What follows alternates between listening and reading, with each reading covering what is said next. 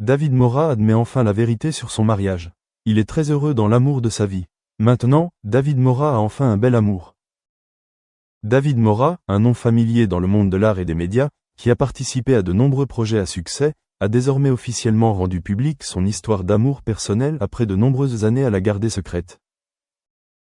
Cet aveu a non seulement suscité de nombreuses émotions dans le cœur des fans, mais a également marqué une nouvelle étape dans sa vie, lorsqu'il a pu affirmer avec confiance qu'il vivait un amour magnifique, durable et sincère, l'amour de sa vie. De nombreuses années se sont écoulées depuis que David Mora est entré dans le monde de l'art, il a toujours gardé sa vie personnelle absolument privée, en particulier ses relations amoureuses. Cela a suscité beaucoup de curiosité et même de spéculation de la part des médias et du public. Cependant, une telle prudence est compréhensible, car dans un monde où célébrité et vie privée vont toujours de pair, se protéger des regards indiscrets est extrêmement important. Mais maintenant, alors que David Mora a mouru et a vécu davantage, il a décidé de partager la vérité sur son mariage, un voyage qu'il cultive tranquillement depuis de nombreuses années, de sorte qu'il peut désormais l'appeler fièrement « l'amour de sa vie ». Je veux être fidèle à moi-même, aux gens que j'aime et aux gens qui m'ont accompagné sur ce chemin, a-t-il exprimé dans une récente interview. David Mora ne cache pas que son mariage a traversé de nombreuses tempêtes, des défis qui semblaient les amener à se séparer. Mais grâce à la persévérance, à la confiance et à la compréhension mutuelle, cet amour est devenu plus fort et plus fort que jamais. Il se souvient de leurs premiers pas dans la vie. Nous avons commencé comme amis, puis nous sommes devenus amoureux. Mais tout ne s'est pas toujours bien passé. Il y a des moments où la pression du travail et les différences de personnalité nous découragent presque. Cependant, nous ne nous permettons pas d'abandonner. L'amour indéfectible de David Mora et de sa partenaire est une preuve claire que le véritable amour ne se base pas seulement sur des émotions temporaires, mais nécessite également de la compagnie, du partage et de surmonter les difficultés ensemble. Nous avons appris à écouter, à pardonner et à toujours nous accorder du temps en privé pour réchauffer nos sentiments, a-t-il déclaré. David Mora admet que ce qui le rend heureux, ce ne sont pas les moments brillants sur scène ou le halo de la célébrité, mais les moments de paix avec sa partenaire. Je me sens chanceux de pouvoir rentrer à la maison, m'asseoir avec cette personne, partager un repas, regarder un film ensemble ou simplement regarder tranquillement la vie, a-t-il déclaré avec les yeux remplis de joie. Pour David, l'amour durable ne se résume pas nécessairement à des choses grandes ou ostentatoires, mais à une harmonie de l'âme et au respect de l'autre à chaque instant. Le véritable amour, c'est quand vous acceptez l'autre personne avec toutes ses forces et ses faiblesses, et que vous vous sentez toujours complètement heureux, a-t-il partagé. S'exprimant lors d'une émission télévisée en direct, David Mora n'a pas pu cacher ses émotions alors qu'il parlait publiquement de sa relation pour la première fois. J'ai attendu longtemps pour dire cela. L'amour est le cadeau le plus précieux que la vie puisse offrir à chacun. Aujourd'hui, je suis heureuse d'avoir enfin trouvé un bel amour, un véritable compagnon de vie. Ces mots simples mais sincères ont reçu un soutien enthousiaste de la part du public. De nombreux fans ont envoyé leurs bénédictions, exprimé leur joie et leur admiration pour David Mora, un artiste qui est non seulement talentueux mais aussi une personne qui sait chérir l'amour et le bonheur. David Mora a également partagé que c'était l'amour qui l'avait aidé à équilibrer sa carrière et sa vie personnelle. Quand j'ai un partenaire à mes côtés, je me sens motivé à m'améliorer chaque jour, à être non seulement un bon artiste mais aussi un bon homme, a-t-il déclaré. Il a également adressé un message à ceux qui sont encore célibataires, ne vous découragez pas si l'amour ne vous est pas encore venu. Le véritable amour naîtra lorsque vous saurez vous aimer et serez prêt à ouvrir votre cœur pour le recevoir. Maintenant qu'il a officiellement admis son mariage et son bonheur, David Mora souhaite vivre pleinement dans l'amour et passer plus de temps avec sa famille. La vie est un long voyage, et je veux que chaque jour soit rempli d'amour et de partage, a-t-il déclaré.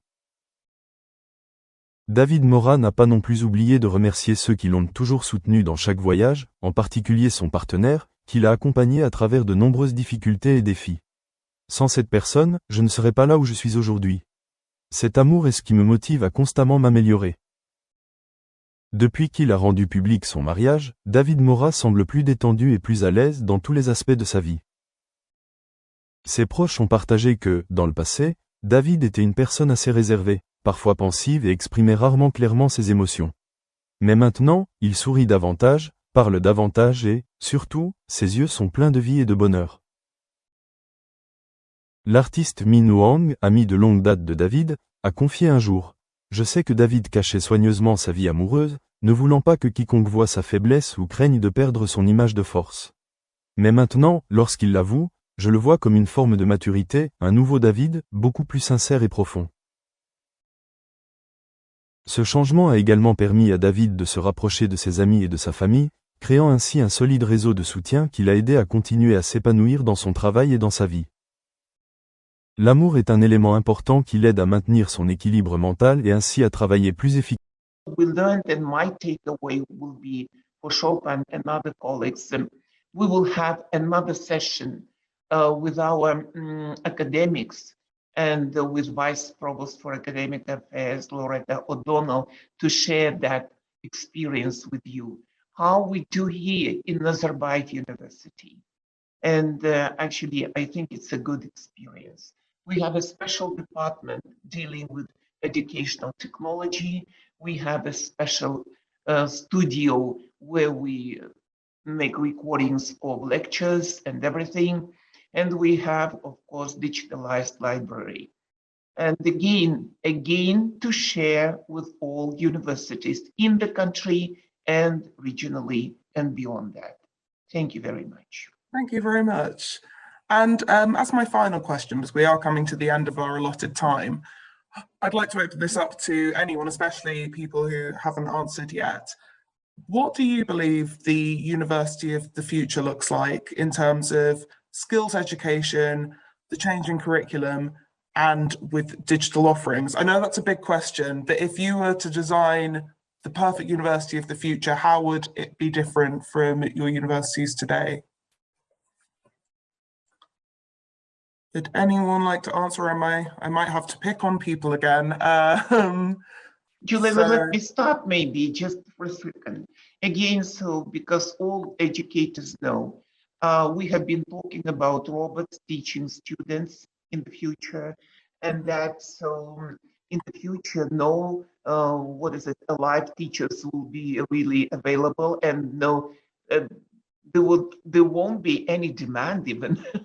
But I think, of course, it is wrong. If we want really a generation of human beings with empathy and human beings with hearts and emotions and everything, of course, the teacher's role is even becoming even really more important and important from day to day.